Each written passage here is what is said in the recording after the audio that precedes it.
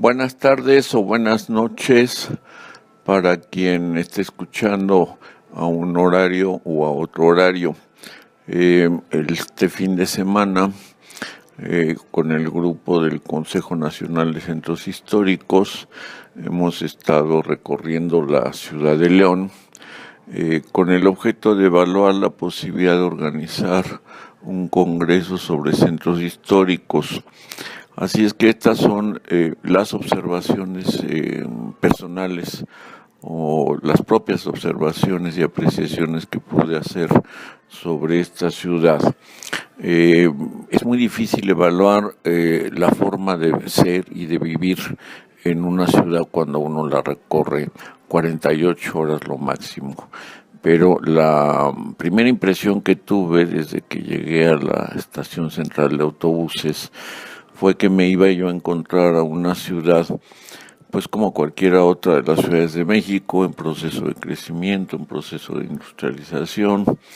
pero no. Encontré con que había sido era una ciudad que estaba creciendo mucho, más allá de los límites que originalmente había conocido hace 10 años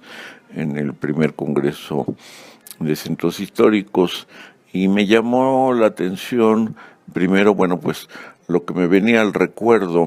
En aquella ocasión nos había tocado hacer la inauguración en un edificio que ahora sería el Palacio Municipal, si mal no recuerdo, y donde el gobernador del estado por aquellos años nos atendió espléndidamente. La gente local invirtió bastante en hacer sus pendones y en hacer la publicidad. Y bueno, el escenario se llenó. Teníamos poca experiencia en este tipo de eventos, pero el presidente de la agrupación, que es un joven muy talentoso, Juan Carlos Martínez Alcázar, anoche, más bien ayer en el desayuno, nos hizo reflexionar que a veces una asociación, una ONG como la nuestra, está buscando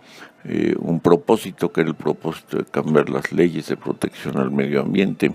que en el caso mexicano datan de 1970, y se va uno encontrando con que después, sin querer, un presidente municipal, la prensa, escuchan los comentarios sobre una ciudad, y esta ciudad se va transformando, creando inconscientemente políticas que van a beneficiar y van a preservar su centro histórico. Yo creo que este es el caso de León. Finalmente está inscrito en un estado con 4 ciudades importantes quizá, pero con entusiasmo en desarrollarse y en conservar su patrimonio cultural. Una de las expertas historiadoras nos platicaba el día de ayer que León se había hecho por un decreto de un virrey y que se había hecho como un centro de aprovisionamiento, un centro de producción en favor de las minas, de los mineros más bien, del famoso camino a tierra adentro, que no era otra cosa que un camino real que circulaba desde el sur de México hasta las minas zacatecanas y de San Luis Potosí, Real del 14, El Oro, etcétera, etcétera, y que iba bajando la plata y el oro hacia el sur, lo que le permitía a esta ciudad desarrollarse con unos cuantos españoles y unos cuantos indígenas. Algunos dicen que de origen chichimeca, otros dicen que de origen otomí, y en fin, bueno, en la leyenda se entreteje. Después vemos gente interesada en la participación de Javier Mina, un español interesado en la independencia de México. También nos platican acerca de Villa en el norte, Francisco Villa en el norte del país. Es una especie de ícono del hombre bravo, del hombre que defiende sus derechos, pero también del hombre que no respeta más que su propia ley. Y bueno, sobre el Villa se tejen muchas leyendas. Por lo que observé con el guía que nos hizo favor de hacer el recorrido, también nos citó, por ejemplo, a Felipe,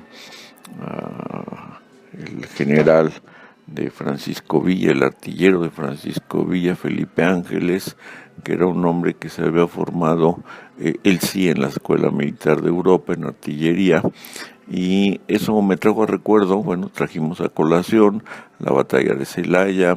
y algunos otros antecedentes importantes en la historia de México, que es una historia olvidada.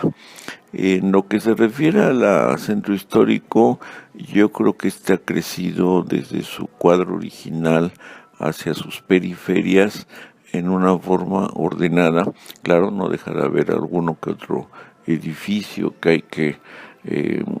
tirar porque rompe la armonía de la antigüedad, es decir, rompe la mística de lo que se debe de guardar en esos edificios, pero y después, bueno, pues una parte muy nueva, ya llena de bulevares, se aprovecharon con mucha inteligencia los espacios antiguos y se ha convertido en una ciudad de restaurantes con muy buena calidad, con mucha comida fusión. Se podría hablar de que ya existe una especie de comida leonesa que se ha formado pues con todas las migraciones y con todas las creatividades de la cocina mexicana, más de las importaciones del caso. Bueno, por el momento, después compartiremos con ustedes algunas opiniones que vertimos a la prensa el día de ayer y que seguiremos vertiendo en los próximos semanas y meses. Por su atención, gracias.